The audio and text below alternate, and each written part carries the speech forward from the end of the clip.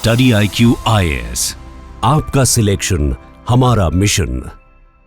नमस्कार साथियों, जब आप स्विट्जरलैंड का नाम सुनते हैं तो आपके दिमाग में क्या आता है? स्विस आल्प्स की खूबसूरत वादियों में बॉलीवुड गानों की शूटिंग, या फिर वह चमचमाती हुई घड़ियां जिनकी कीमत दिल्ली और मुंबई के आलीशान फ्लैट से कहीं ज्यादा होती है, या फिर वह बदनाम स्विस बैंक जहां पर दुनिया भर के अमीर और ताकतवर लोग अपना काला धन छिपाते हैं। हमें बचपन से बताया गया दोस्तों कि स्विट्जरलैंड भगवान का बनाया हुआ एक अजूबा है, पैराडाइज ऑन अर्थ है। लेकिन इतिहास इस कहानी को एक सिरे से खारिज करता है दोस्तों। हकीकत यह है कि स्विट्जरलैंड को प्राकृतिक रूप से कोई वरदान नहीं बल्कि एक भौगोलिक अभिशाप प्राप्त हुआ था। यह यूरोप का पहला फेल्ड स्टेट यानी कि नाकाम देश था, चारों तरफ से जमीन से घिरा हुआ, प्राकृतिक संसाधनों से पूरी तरह खाली और बेहद गरीब।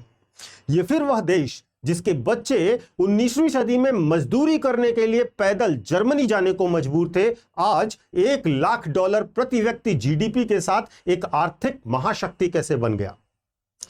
उससे भी बड़ा सवाल यह है कि हमारा भारत जो प्राकृतिक संसाधनों के सोने की खदान पर बैठा हुआ है, जिसके पास दुनिया की सबसे बड़ी युवा आबादी है, वह आज भी विकसित होने के लिए संघर्ष क्यों कर रहा है? आज हम इस पूरी स्विट्जरलैंड की जर्नी और भारत के इस कड़वे सच को एक साथ समझने का प्रयास करेंगे। दोस्तों, अगर आप अर्थशास्त्र की बुक्स पढ़ेंगे तो आपको पता चलेगा कि कोई भी देश अमीर तब बनता है जब उसके पास प्राकृतिक संसाधन हो। दुबई के पास तेल था, ऑस्ट्रेलिया के पास लोहा और सोना है, अमेरिका और रूस की तो लॉटरी लगी हुई है, उनके पास गैस से लेकर उपजाऊ जमीन तक सब कुछ है। लेकिन स्विट्जरलैंड को देखिए, न तेल है, न लोहा है, ना ही उसकी जमीन से 1 ग्राम भी सोना होता है। लेकिन आज विडंबना देखिए दोस्तों, यह देश आज दुनिया का 70% सोना रिफाइन करता है। इसके भूगोल कोई बुरे सपने की तरह था। देश का 75% हिस्सा आल्प्स का खतरनाक और बर्फीले पहाड़ों से ढका हुआ होता है। समुद्र तक जाने का कोई सीधा रास्ता नहीं है, यह पूरी तरह से लैंडलॉक्ड है। 1816 के अकाल में हालात इतने बदतर हो गए थे स्विट्जरलैंड के कि वहां के नागरिक जिंदा रहने के लिए घास, काई और पेड़ों की छाल खाने को मजबूर थे। स्विट्जरलैंड उस वक्त यूरोप के आज के अफगानिस्तान की तरह हुआ करता था, पहाड़ों में कैद, व्यापार से कटा हुआ और खेती के नाम पर शून्य। लेकिन भूगोल सिर्फ एक नक्शा होता है दोस्तों, असली हथियार होती है देश की पॉलिसी। और स्विट्जरलैंड ने बखूबी इस्तेमाल किया इसी हथियार का, पॉलिसी का। क्या क्या किया उन्होंने, 1 बाय 1 समझते हैं। सबसे पहली चीज, इन्होंने अपने देश को बुद्धिजीवियों की शरण स्थली के तौर पर विकसित किया। कैसे समझते हैं? 1850 के दशक में स्विट्जरलैंड के एक दूरदर्शी बिजनेसमैन थे, नाम था अल्फ्रेड अशर। उन्होंने देखा कि पूरे यूरोप रेलवे और स्टीम इंजन की रफ्तार से आगे बढ़ रहा है, जबकि स्विट्जरलैंड अभी भी लकड़ी की बैलगाड़ियां खींच रहा है। ठोस पहाड़ों को चीरकर रेल लाइन बिछाने के लिए उस समय 2 चीजों की आवश्यकता थी। नंबर 1 अंधा पैसा चाहिए और नंबर 2 बेहतरीन दिमाग चाहिए, और स्विट्जरलैंड के पास दोनों नहीं थे।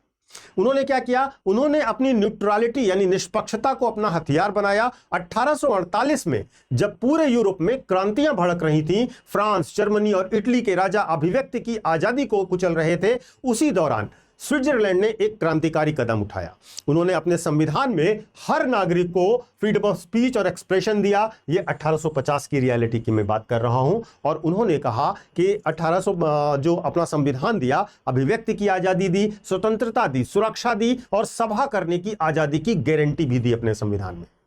अचानक जलते हुए यूरोप के बीच स्विट्जरलैंड एक सुरक्षित ठिकाना बन जाता है। उन्होंने प्रतिभाओं को खरीदने के लिए पैसा नहीं दिया, उन्होंने जान की अमान दी।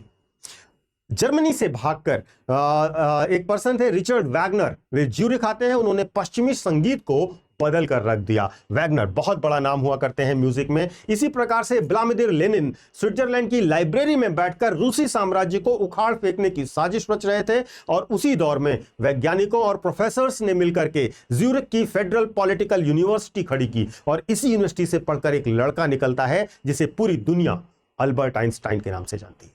साथियों, अब अगर आप इसी नजरिए से एक बार भारत को भी देखिएगा, अब भारत के हिंदी बेल्ट में या मौजूदा हालात को पूरे तरीके से आप देखिए, हमारे पास संस्थानों की कमी नहीं है, लेकिन हमारे पास उन्हें रोकने की क्षमता नहीं है। भारत आज एक भयानक ब्रेन ड्रेन का सामना कर रहा है। हमारे सबसे तेज दिमाग आईआईटी के ग्रेजुएट्स हों, डॉक्टर्स हों, साइंटिस्ट्स हों, डिग्री मिलते ही सिलिकॉन वैली, लंदन या दुबई का टिकट कटा लेते हैं। क्यों? क्योंकि टैलेंट की कदर, बेहतर जीवन शैली और प्रशासनिक सुगमता उन्हें चाहिए। स्विट्जरलैंड ने 150 साल पहले दुनिया के दिमागों के लिए एक चुंबक बनाया था और हम खुद के अपने टैलेंट को भी रोकने में कामयाब नहीं हो पा रहे हैं। दूसरा पहलू जो स्विट्जरलैंड ने उठाया उसको भी देखिएगा, उसने भूगोल को चकमा दिया। जिस भूगोल की मैं बात कर रहा था, सदियों तक आल्प्स पहाड़ स्विट्जरलैंड के लिए एक आर्थिक दीवार हुआ करते थे। अगर किसी व्यापारी को जर्मनी, जो यूरोप का मैन्युफैक्चरिंग हब था, वहां से इटली, जो समुद्र का रास्ता था, वहां तक सामान ले जाना होता था, तो उन्हें गोथार्ड पास को पार करना पड़ता था और बर्फीले रास्तों से गुजरना होता था। खच्चरों पर सामान लादकर बर्फ के बीच 3 दिन का सफर तय करना पड़ता था और यह रास्ता साल के 7 महीने बंद रहता था। अल्फ्रेड अशर ने तय किया कि वे इस अभिशाप को खत्म करेंगे। उन्होंने आल्प्स के पहाड़ के सीने को चीरकर 15 किलोमीटर लंबी रेलवे सुरंग बनाने का फैसला किया। मजेदार बात जानते हैं दोस्तों, मजेदार बात यह है कि इस सुरंग को बनाने का आधा पैसा उन्होंने जर्मनी और इटली की सरकारों से वसूल किया। कैसे? उन्होंने यह समझाया कि अगर यह सुरंग नहीं बनी तो तुम्हारी खुद की अर्थव्यवस्थाएं घुटने टेक देंगी। एक झटके में स्विट्जरलैंड ने अपनी सबसे बड़ी कमजोरी को अपनी सबसे बड़ी ताकत बना लिया। वह यूरोप का सबसे बड़ा ट्रेड कॉरिडोर बन गया, जिसके रास्ते आज यूरोपीय संघ के 16% जीडीपी का ट्रेड होता है। अब इसकी तुलना एक बार फिर से हम अपने भारत से करते हैं। बिहार, झारखंड, मध्य प्रदेश, उत्तर प्रदेश जैसे राज्य भी स्विट्जरलैंड की तरह ही लैंडलॉक्ड हैं। उनके पास कोई समुद्र तट नहीं है। झारखंड की जमीन के नीचे भारत की 40% खनिज संपदा है, फिर भी आर्थिक रूप से वह सबसे गरीब राज्यों में आता है। क्यों? क्योंकि हमारा इंफ्रास्ट्रक्चर दशकों तक कछुए की रफ्तार से चला है। स्विट्जरलैंड ने 150 साल पहले जमी हुई ग्रेनाइट की चट्टानों को काटकर रेल दौड़ा दी थी और हमारे देश में डेडिकेटेड ट्रेड कॉरिडोर्स जो हैं वो सालों तक जमीन अधिग्रहण, सरकारी फाइलों और राजनीतिक खींचतान में फंसे रह जाते हैं। आपने बुलेट ट्रेन का नाम तो सुना ही होगा। खैर, अब तीसरा बड़ा काम जो स्विट्जरलैंड ने किया वह भी ध्यान से समझिए, और यह था कानूनी कमियों की एक मास्टर क्लास बना दी स्विट्जरलैंड ने। स्विस चमत्कार का सबसे दिलचस्प पहलू यह है कि उन्होंने चीजों को बेचकर अरबों कमाए जो उनके पास थी ही नहीं, जो उन्होंने कभी अपने यहां पाई ही नहीं। सबसे पहले उन्होंने दुनिया के डर का व्यापार किया। 1934 में जब द्वितीय विश्व युद्ध चल रहा था, तब स्विट्जरलैंड ने बैंकिंग सीक्रेसी एक्ट पारित कर दिया।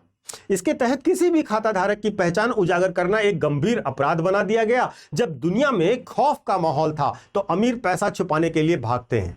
अब स्विट्जरलैंड दुनिया की सबसे सुरक्षित तिजोरी बन गया दोस्तों। उन्होंने नाजियों का लूटा हुआ अरबों का सोना अपने बैंकों में रख लिया, क्योंकि उस वक्त पूरे यूरोप में सिर्फ स्विस फ्रैंक ही एकमात्र स्थिर करेंसी बची थी। उन्होंने दुनिया के डर का बिजनेस किया, और इसके साथ साथ उन्होंने एक और बड़ा काम किया, उसको भी ध्यान से समझिएगा। उन्होंने 100 साल की वैध पायरेसी का एक मामला उठाया। आज हम स्विट्जरलैंड को देखें तो नोवार्टिस और रोश जैसी दिग्गज दवा कंपनियों का गढ़ मानते हैं हम स्विट्जरलैंड को, लेकिन बिना किसी केमिकल और कच्चे माल के यह हुआ कैसे?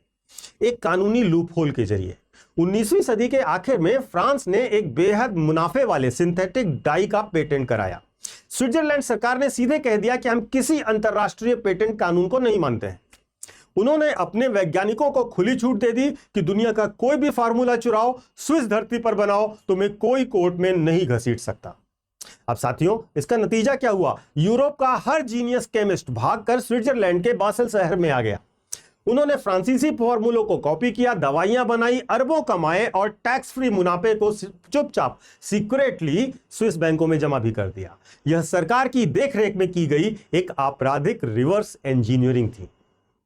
और सोचिए दोस्तों, बिना फसल के ये ग्लोबल ब्रांड कैसे बनते चले गए? कोको बीन्स का नाम सुना होगा आपने, जिससे चॉकलेट बनती है।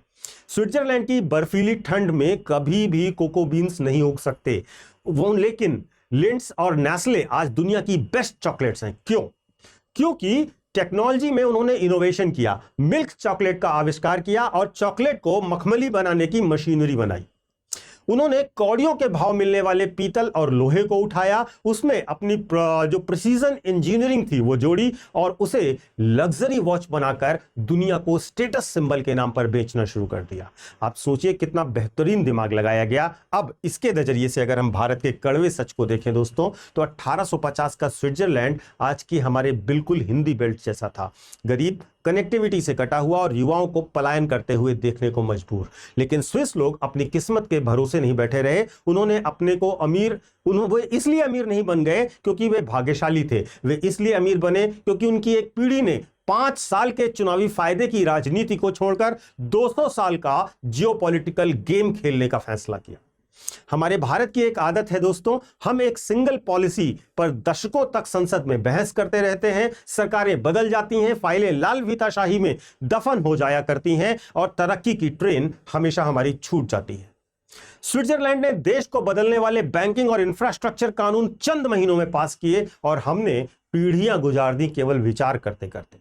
हमारे पास, भारत के पास स्विट्जरलैंड से 100 गुना ज्यादा संसाधन है। हमारे पास विशाल समुद्र तट है, खनिज है, उपजाऊ मैदान है और दुनिया की सबसे युवा आबादी है। हमारे पास कमी है तो बस उस ठंडे और सटीक क्रियान्वयन की जो भूगोल को बेड़ियों से निकालकर तरक्की का रास्ता बना दे। स्विट्जरलैंड ने यह साबित कर दिया दोस्तों कि अगर आपकी नीति और नीयत साफ हो तो साम्राज्य बर्फ की चट्टानों पर भी खड़े किए जा सकते हैं। अब सवाल यह है कि क्या हमारे राजनेता अगले चुनाव से आगे बढ़कर अगली सदी का गेम खेलने का हिम्मत रखते हैं और हमारी युवा पीढ़ी क्या उसके लिए तैयार है?